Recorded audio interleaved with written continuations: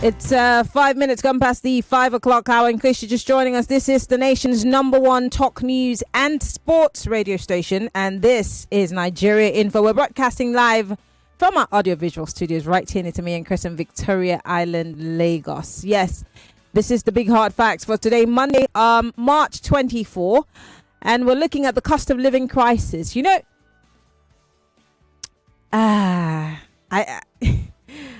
I listen, I follow the stories in Britain a lot, and for the longest time they were talking about the cost of living crisis, and I just used to think about it like, oh yeah, that's their problem. But this is our reality. We have a cost of living crisis, and it did not really start today, did it? Maybe from the moment, you know, we realized that there were people in our farms trying to stop our farmers. Food was not getting to where it's supposed to get to. It was getting bad. But we were still getting by. And then someone said, subsidy is gone. And all hell broke loose. Fast forward. Now, the biggest story or the biggest conversation is naira, crude versus naira.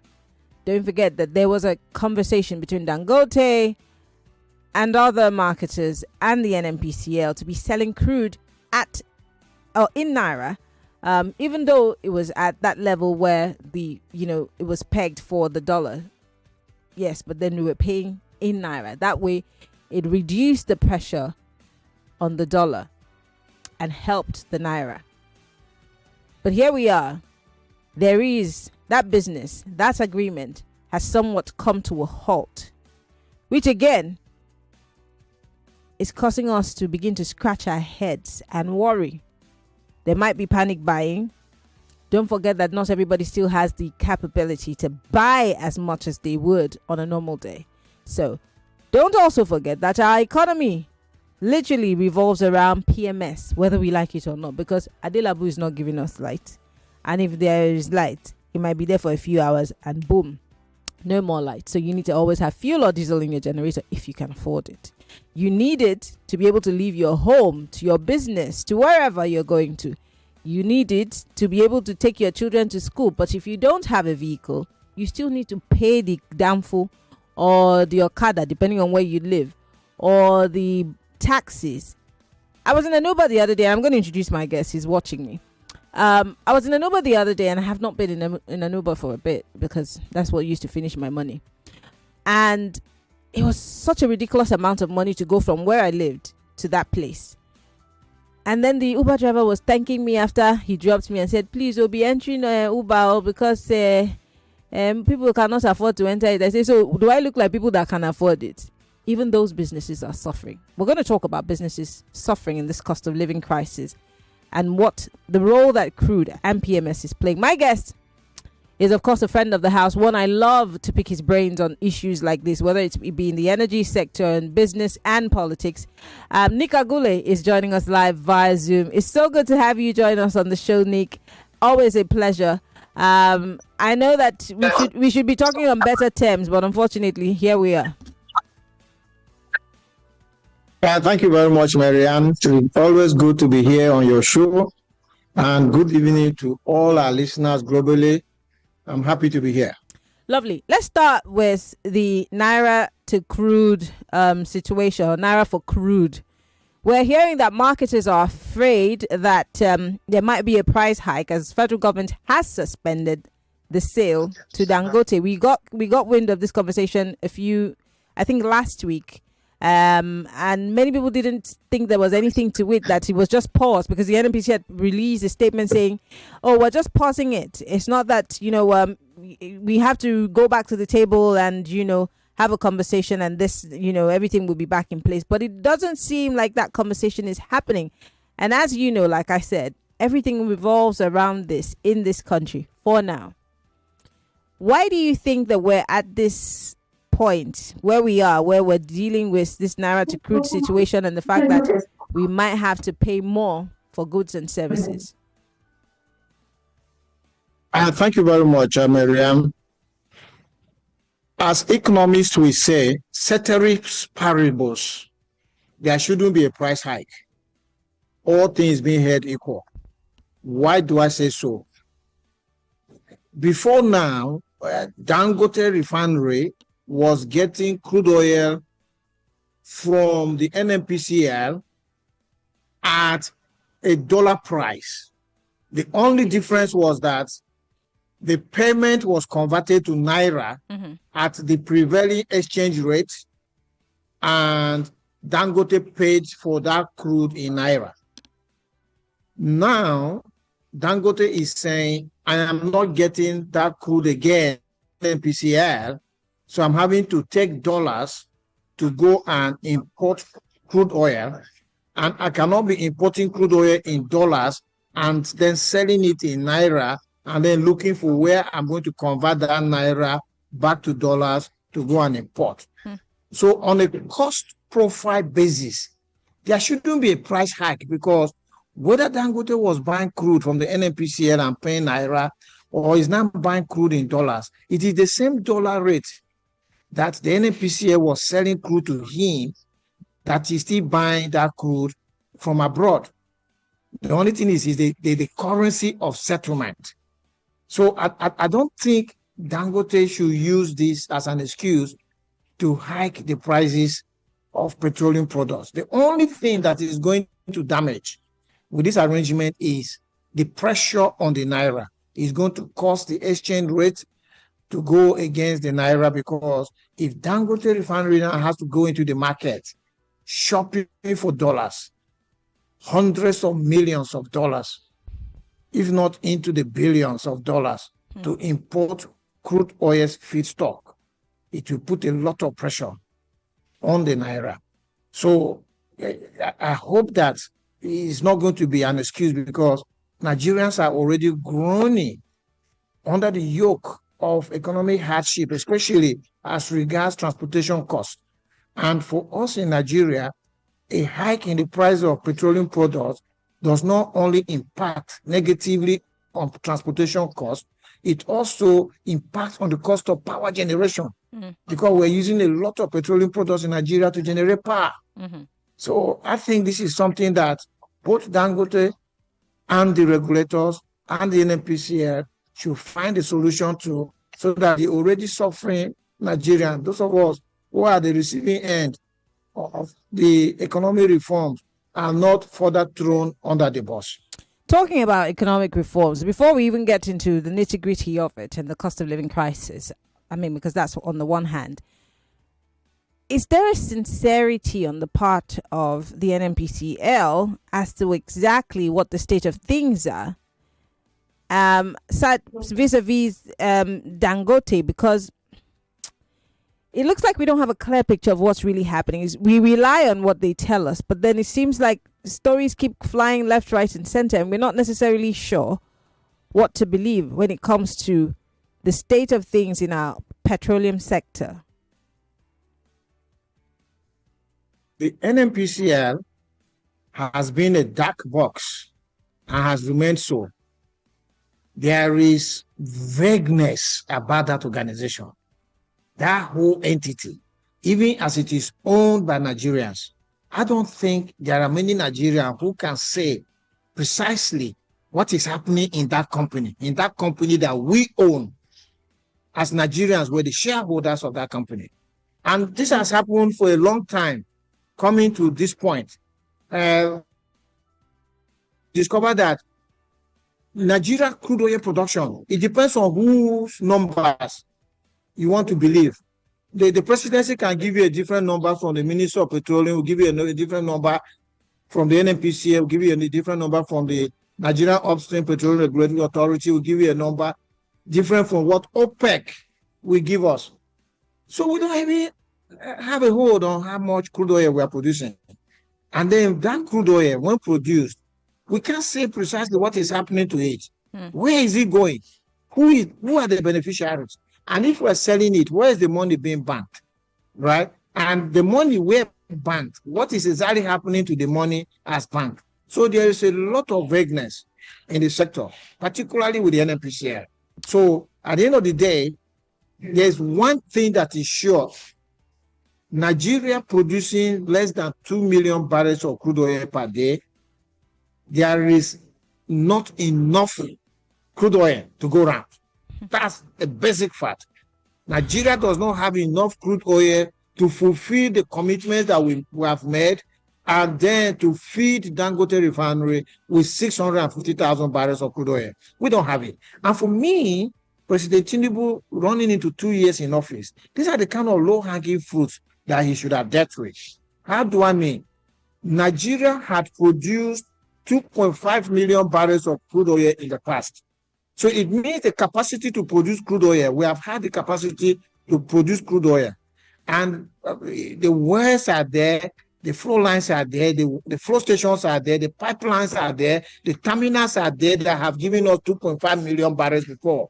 The reason is that because of 1, 2, 3 reasons, those infrastructure are not being used. And if I were the president, my very first week in office, I would have called the summit of all the operators in the industry, and I would have asked them, what exactly do I need to do to bring Nigeria back to 2.5 million barrels? Tell me what I need to do as your president. And they will put all the issues on the table for him, and he could have gone ahead solving those problems. And in 2 years, I can tell you, we would have brought back some of those production. We could be talking about 2.something million barrels today, of which then we will have crude oil to give to Dangote to export, and then Nigeria will start making money. Otherwise, but Nick, we saw the NNPCL tell us about the Potaka refinery and the Warri refinery that it came up on stream. Even though, again, like I said, there's some uncertainties, or rather, there's no clarity as to what these refineries are capable of pushing out, which is also a trust issue. So, I mean, you're saying that we're capable of doing certain things, and then the NNPCL had come out to say, well, these things are now working and it would improve or boost production. But here we are again, having the same conversation. Yes, if I were President Tinubu, I would do something about the NNPCL. What? Because President Tinubu has been in Nigeria. He's been in Nigeria. He knows that this organization, a behemoth of an organization, hasn't done something for us for the past 20, 30 years. This organization has not delivered for us. And so sometimes I find it difficult to understand where his confidence about this organization is coming from. It's a publicly owned company, but there's a lot that is going on there that we don't understand. Because we benchmark NNPCL with NLNG, which is also a publicly owned company, but that is being managed by the private sector. And NLNG is doing far better than NNPCL. So I would have done something about the structure of the NNPCL. I could have either sold it outright, or made it go public, or introduce private sector-led leadership into the NNPCL. But Nick, we've lost your connection. Are you still there, Nick? Can you hear me? Well, in case you're just joining us, we're still talking about the naira for crude situation and how it ties to the cost of living crisis. My guest, Nick Agule, is an energy expert and a public affairs analyst. We suddenly had a little bit of internet connection problems. Nick, are you back? Can you hear me? Yeah, I can hear you. I can hear you. Yeah, we lost you for a second there.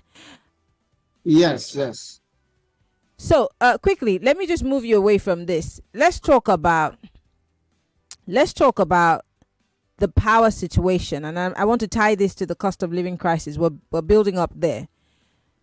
Recently, small businesses across the country have been shutting down, and that's because of the cost of living crisis, the cost of power, the cost of fueling their generators. And of course, for those who sell food, perishable items, they're losing in numbers. Somebody was telling me about a friend who runs a cooling business, which, people put all their meat and all their stuff, they're thinking of shutting the business down because of the amount of money it's gulping. They're not making half of the money that they're putting into powering that place. So let's start with that situation of powering the country. So the power minister came up with the band idea. I don't know where they got that idea from. But has it worked? Let me ask you, as someone who's also an energy expert, how has this band worked, this banding or whatever they call it, worked for us? I can tell you that I don't have light. The whole of last week, all my food, everything, I had to throw it out. And I've been feeling terrible about doing anything or putting anything back in the fridge because the light is not steady.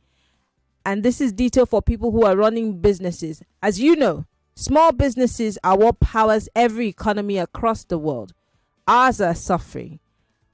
What do you think can be done in the power sector? Because that is also some sort of a backbone for all these businesses to thrive. So when it comes to power business, Nigeria is not being sufficiently powered. We have an economy of 200 million people. By global standards, we should be having 200,000 megawatts of electricity. Well, we are having 5,000. So if you are supposed to be earning 200,000 naira to survive, and you are earning only 5,000 naira, you are going to be dead. So that is the problem of the Nigerian economy. And unfortunately, the power minister is not touching on the real issues in the power sector. You asked me the question about whether this banding is successful or not. I want to be nice. If I didn't want to be nice, I would have called the banding a scam, as a big scam. I called the banding as a big scam. But because I am nice, let me say that the banding isn't working. And isn't working because the problem of the power sector is not banding. The problem of the power sector is supply. We're not having enough supply of electricity. And to deal with the Are we producing enough? Are we producing enough power, but then we're not able to push them out? So we aren't producing enough power. We are neither producing enough, transmitting enough, and distributing enough. So in the entire supply chain isn't enough. I mean, when you talk about 5,000 megawatts, this is power for some cities. Just a single city elsewhere will be consuming 5,000 megawatts. So how can you now give that 5,000 megawatts to 200 million people? Just isn't enough. And for us to deal with the supply issues, the president, he needs to read the Riot Act to the minister to focus on supply. There are bottlenecks that are pinning down the supply. The first bottleneck pinning down the supply is the transmission company of Nigeria. Because the transmission company of Nigeria is still government-owned and they have not been funding it adequately. It's not even in a position to carry the power that the generation companies are generating right now. It's not able to carry it. And if transmission cannot carry that power, the capacity cannot be expanded. Generation capacity cannot be expanded. And of course, if transmission does not deliver power to the distribution companies, they are not going to supply that power to anybody. So why is President Tinubu, almost 2 years in office, having already known the issues in the power sector in Nigeria, hasn't taken that decision about the transmission company of Nigeria? I mean, the president can declare state of emergency in a state in Nigeria. Why isn't he declaring a state of emergency in the power sector? Because as you understand, the president said that he declared state of emergency in Rivers State because the critical infrastructure and the economy was at risk. But I want to tell Mr. President that 5,000 megawatts to 200 million people is a bigger risk to this economy than whatever militancy could have done in Rivers State. The entire Nigeria of 36 states and the FCT is being economically sabotaged and damaged because we just have 5,000 megawatts of electricity. Look, Qatar, where the president went to the other day, Qatar is a country of 3 million people. They are supplying 8,000 megawatts. So Qatar, 3 million people are supplying almost double the power supply to 200 million people. Where in the world will you get an economy function with so much abysmal power supply? So if the president sorts out transmission company and also sorts out the distribution companies, which were sold to politically exposed persons who don't have the capacity to run power business, I believe that the power sector in Nigeria will experience monumental growth in terms of output. All right. It is that output that is going to cut the cost. and make power more readily available to Nigerians. All right, if you're just joining us, we're talking about the cost of living crisis. We'll take a quick break. When we come back, Nick Agule is still with us. Stay with us.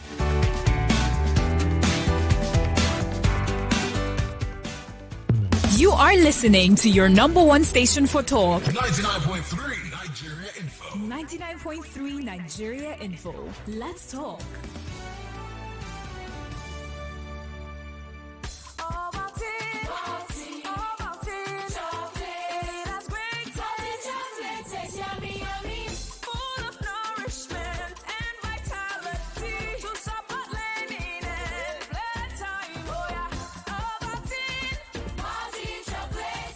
Start your children's day with a great taste of Ovaltine, enriched with multi-nourishment, calcium, malt, and vitamin B12 to support learning and playtime. Ovaltine, smart choice for smart kids. Are you in the Agro Island food and beverage manufacturing, printing, or packaging industry? Get ready to position your business for success. Meet potential customers and collaborate with global industry leaders at one of Nigeria's biggest international trade shows. Agro Food and Plasprint Pack Nigeria marks 10 years of connecting businesses and driving growth. Join us at the Landmark Event Center, Victoria Island, Lagos, from March 25th to March 27th, 2025, for an anniversary edition packed with opportunities. Meet with exhibitors from Europe, Germany, Italy, the Netherlands, Asia, and Africa to showcase your products, innovations, and machine requirements. You can also sponsor to gain high-level exposure or attend as a visitor to explore new opportunities. Register now at www.agrofood-nigeria.com and www.ppp-nigeria.com or call 0902-222-2226. Be a part of this milestone. See you there. The sun has set. Time to break our fast together. Mashallah. Look at this beautiful spread. Where did you find such fresh fruit? And with prices nowadays, how did you manage such a feast? Our market has everything prepared for Ramadan this year. Their special Ramadan offers made shopping so much easier, even while fasting. At Spar Market, we understand Ramadan is about both spiritual devotion and bringing people together. That's why we offer value-driven deals on all your sahur and iftar essentials. Visit any Spar Market nationwide from March 7 to April 1 to enjoy our special Ramadan offers of up to 50% off from sahur to iftar. We are with you. Terms and conditions apply. Spar Market, there for you. Halilas, Ramadan Kareem. Ramadan Kareem to you, to Hajia. I see you're doing a little shopping. Yes, so you know Ramadan is a time to nourish our spirit, minds, and bodies. And I'm stocking up on Bonvita to share with my family and friends so we can all win every day this Ramadan. I came here for the same reason. This Ramadan, walk into any store and buy the 450-gram pack of Bonvita today to enjoy 50 gram extra for free. Promo valid while stock lasts. Terms and conditions apply. Bonvita, prepare them to win every day. It's Ramadan. Come on board. Let's go on a tour to the top restaurants where you can enjoy the best of the season. First up is Charity Cafe. Here, the currency is sharing, so keep giving. Next up is Kindness Bistro. Be the kindest you can be. Last but not least, make a stop by at Forgiveness Drive-Thru and let go of every beef. And at Sahur and Iftar, bring it home with the goodness of great tasty meals with Noor. This Ramadan, don't just eat for good. Share the good all day. Knorr, share the good. To the man hustling every day to get his daughter through school. The artisans grinding every day to earn their urgent 2K. To the farmers, scientists, teachers, the doctors who do what they do so we can learn, live, and grow. The entrepreneur with his hustle, waiting for Baba to pick his call. To us Nigerians, doing our best daily to make ends meet. The world is yours. The world is ours. Let's go. Let's grow. Go make a difference with MTN data. sister chasing all the bags. Come and secure another bag with the Jolly Just Come Welcome offer. Download BetKing app and register today using the promo code FreeBets to enjoy your 100 Naira instant sign-up bonus and other exciting offers. Terms and conditions apply. Not for persons under 18 years. Play responsibly. Aisha, why do you have so many tins and sachets of cowbell? Oh, it's what I plan to share this Ramadan. My sister, you can start by sharing some with me now. Oh yeah, take. It's Ramadan after all. In this holy month, share the nourishing goodness of cowbell with friends and family. It contains vitamin B9, Vitarich, and it's so creamy, so good. Ramadan Kareem. Cowbell, a creamy goodness. We're back. We're back. We're back. We're back. We are back. We're back on 99.3 Nigeria Info.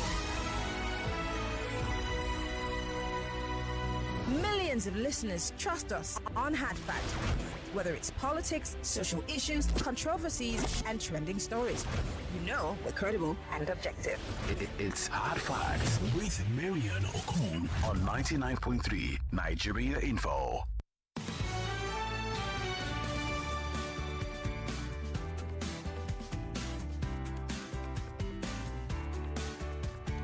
There are so many questions begging for answers. As much as Nigerians are saying, well, the cost of living crisis is hitting hard on us, you're breaking our necks and our backs. Well, the National Bureau of Statistics is saying the price of food is coming down. What are people saying? Things are getting better. I know Nick is going to disagree because he has before now said that some of the statistics of the NBS, that he queries them and he does not understand or agree with them. But then the MBS is saying, what are people saying? Things are getting better. In fact, inflation has eased for the first time since February, according to the MBS again. What is Nigeria's crude oil strategy? Is a bigger question. Do we have a strategy, or wherever the wind blows us, that's where we go? Knowing also that this is what powers our economy and every bit of our lives. Do we have a strategy? Does the National Economic Council have an idea on how to fix our problems? Does Mr. Waledu know where we're going, or is he really steering the ship, or are we just going to, at some point, jump off and, get help when we jump into the water and hope that somebody or a chopper from somewhere will come help us? These are the questions that the average Nigerian is asking. And for how long can we hold on as small businesses are grinding all to a stop? Both those who are still here are barely trying to stay afloat. What do we do in the interim? Nick Agule is an energy expert. He's also a political analyst. Most importantly, Nick, how does a small business survive under this hardship climate? It's very difficult for small businesses to survive in Nigeria, just as it's difficult for an average Nigerian citizen to survive, because the cost of living crisis is not a joke. You made mention of the Bureau for Statistics, National Bureau for Statistics, NBS, talking about food prices coming down. I think Nigerians go to the market, unlike crude oil, which if they tell us has increased or decreased, we have no way of confirming. Food prices, we go to the market every day, and Nigerians can make their best judgment about it. But we know that there is seasonality in the prices of food. At any time is harvest time, because of the supply of food in the market, the increased supply of food in the market, the prices usually come down. That is why those who buy and stock and resell make a profit, because they wait for harvest time. Then they buy this food in large quantities, they store it, and then when it is out of harvest time and the prices start going up, then they open their warehouses and sell the food and make a profit. So to say that food prices have come down is nothing new. We always know that is the case when harvest has come. But we can all agree that Nigeria is not producing enough food to feed 200 million people. Those who have gone abroad and they see how agriculture is done elsewhere, you will notice that Nigeria has not even started agriculture at all. Because Nigerians are still using muscle energy. That is our brute force to farm. When a farmer is bending down to farm, how much can that farmer cultivate as compared to if that farmer was using a machine? So take, for instance, someone started to trek from Lagos to Abuja today. Where will he be compared to somebody who flew in a machine from Lagos and landed in Abuja in an hour or less? That is how far our farmers can go if they are given machines. And not only that, we have farmers who have been ransacked and driven away from their farms. They are in all sorts of internally displaced people's camps all over the country. It should be one of President Tinubu's cardinal objectives. I mean, if he can declare a state of emergency in Rivers State to deal with an attack to the national economy, why isn't he declaring a state of emergency to deal with a party who attack farmers, driving them out of their farms? I don't think this government that is about to top 2 years in office can point to one farming community that they have gone to get rid of the bandits and restore the farmers back to their farms. I don't think they can point a finger to that.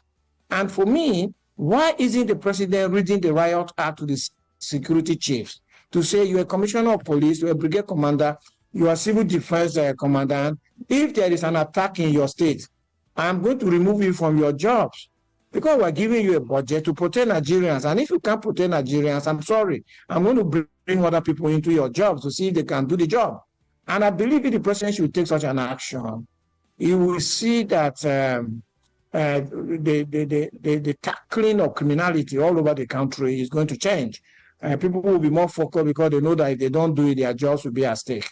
So it's a hard time to be a small business. It's a hard time to be a Nigerian. And even though the government says things are going to improve, I wonder where the things are going to improve. Because if you talk about electricity, where are the power plants being built that will increase the power supply, right? If you talk about agriculture, where are the mechanized agriculture happening? Where are the tractors that the president promised about 2 years ago? If you talk about transportation, where will the cost of transportation come down when petrol is at 800 and now we are facing a possible hike in the petroleum prices? If you talk about rent, which are the mass housing projects that are being built that will supply houses and make housing cheaper, right? So if you talk about education, where are the public schools being refurbished and upgraded to be like private schools so that Nigerians will not take their children out of private schools where they are paying very expensively and put them in public school? If you talk about healthcare, where are the hospitals that are being built or refurbished to make them to be adequate enough for Nigeria to access healthcare? So if all of those things are not happening, but you are just giving us the assurance that things will get better, things are getting better. My question is that this is not magic. It's not witchcraft. Things can only get better if you see them put in place. For instance, where are the rail lines that the government is now making it possible to be built? As we speak today, you can only connect Nigeria's federal capital, where I'm sitting, to only one state capital, that is Kaduna. Where are the projects that are being built or contract signed to connect the federal capital to more states in the federation so that people can now use trains to travel, which are cheaper, more comfortable, and even safer than what we have now on our roads? So it means I'm not seeing all of this coming up. I don't know if it will get more businesses or even there are no signs in the horizon. Nick, I watched your video and I played this earlier on the show. It's the president's response to the cost of living crisis. Just take a listen. You probably have to strain to listen. Let me go to that video and play it for you. Mr. President's representative at that event was the Imo State governor, making a presentation to Southeasterners, somewhat saying that this is how the president wants to ameliorate the sufferings of the poorest of the poor in the Southeast. Take a listen. This is Governor Hope Uzodimma. Of Mr. President, President Bola Ahmed Tinubu GCFR, whose gift we are distributing today. I'm here as a messenger of a man I believe so much that means well for Nigeria. This is a holy period. For the Christians, it represents a period of Lenten period. Those who believe in the coming and the death of Jesus Christ know that this is the period our Lord Jesus Christ fasted, after which the three temptations came. And by the grace of God, it is also coinciding with the holy period for the Muslims, the period of Ramadan. So this intervention is to cushion the effect of the gap that will be created between the period of planting and the period of harvest. So I want to thank you, the religious leaders from the 11 states of Southeast and South-South, for coming to Owerri, the capital of Imo State, to receive the gift and message from the President of Nigeria. As you pray, I've listened to the President. I've read his articles. I went through his manifesto. I have seen him work and commitment to keeping his manifesto. What he does not need now is distraction. So as you pray, pray for God not to allow the President to be distracted. The President magnanimously brought trailer loads of rice, which is every state will get 1,200 bags for breaking of fast. Many cartons of Indomie, one trailer load for the Christian community, one trailer load for the Muslim community. It is very symbolic, because it will be easy for God to answer our prayers if we live together and work together. All right. So, Nick, this is obviously the governor of Imo State there giving out bags of rice to people of the Southeast and the South-South. And if you did see that video, it was a very full house. It didn't seem like, people who were angry or anything. They seemed very happy and elated to be at that event. So the president has sent rice. This is the very usual response when we say we're hungry. There's a cost of living crisis. End bad governance protests happened. They sent us rice. Here we are again saying things are hard. Because of the cost of living crisis, companies like the telcos have to raise their prices because, of course, that's what they have to do. And several other things are going up. How does the average Nigerian survive? I'd like for you to explain to the average Nigerian who's trying to make sense of this. What will this rice solve? I mean, to be honest, the governor has said you can't pray to God if you don't have food in your belly. And so this rice is to be food for the belly, so that they can pray that God will give the president wisdom and he will not be distracted. Thank you. Can you hear me? Yes, I can. Yes. So for me, what the governor of Imo State did is a charity. It's actually shameful that he's gone 4 years in office, and I think he's probably done a year of his second term, if not two. right?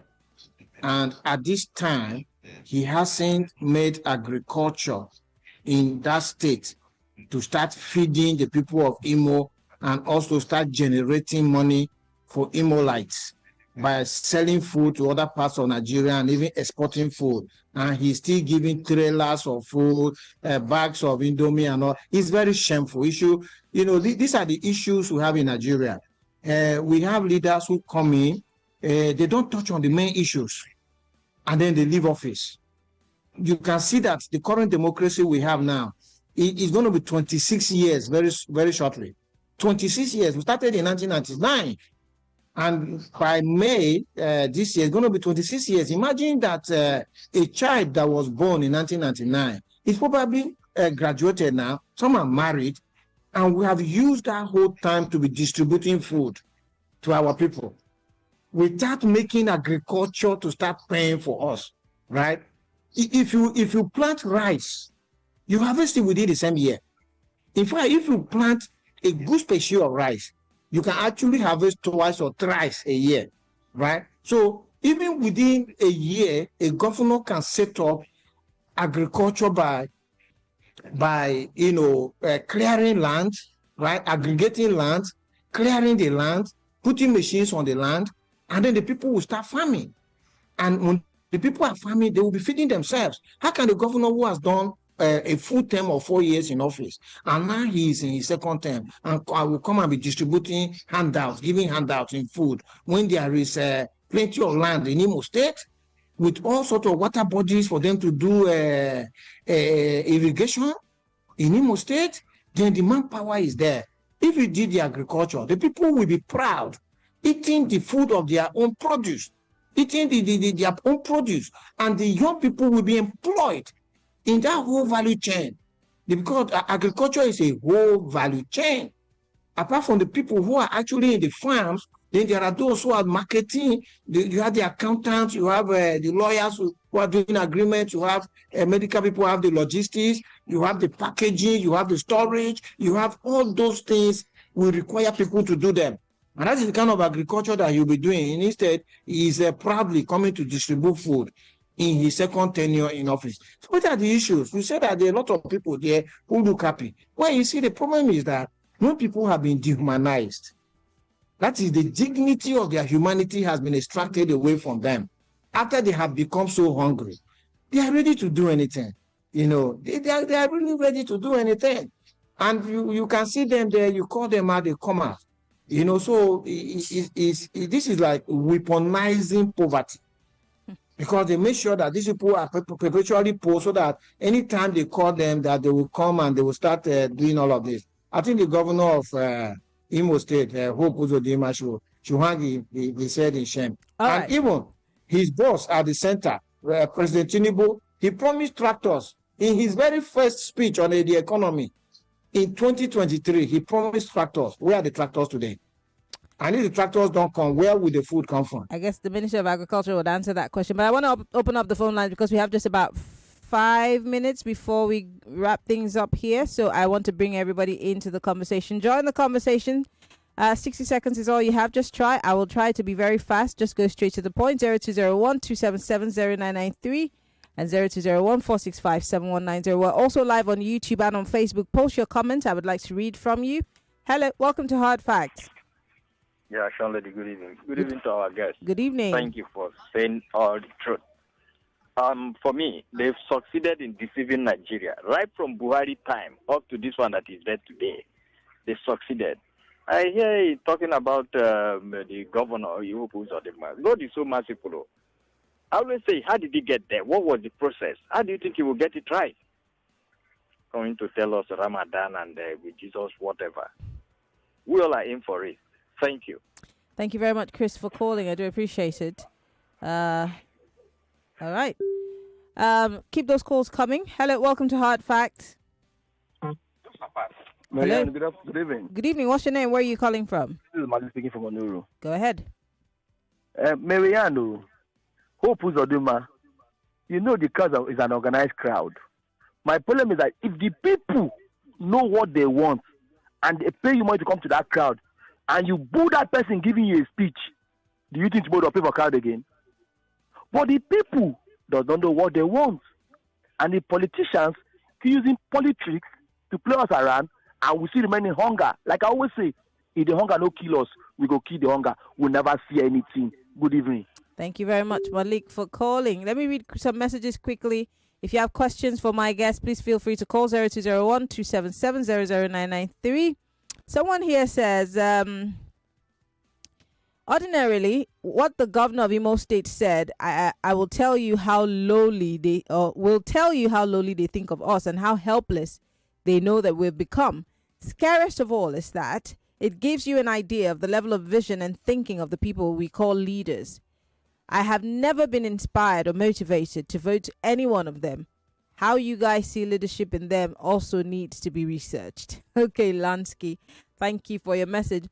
This one here says, Maryann, someone said, if a person explains Nigeria to you and you understand, then that means the person didn't explain it well.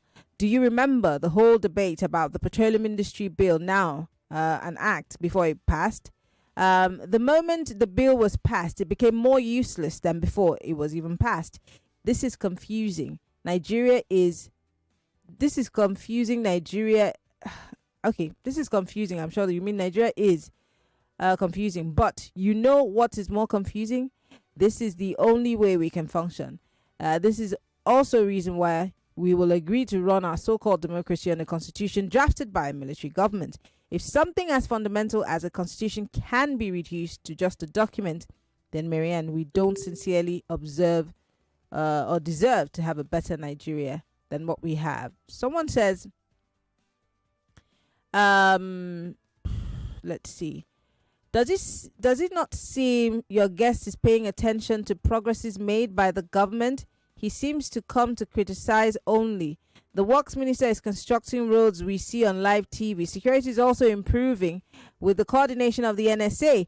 Rail projects are getting attention. Health is also getting attention. Power issues did not start today, but there is some level of stability in power supply.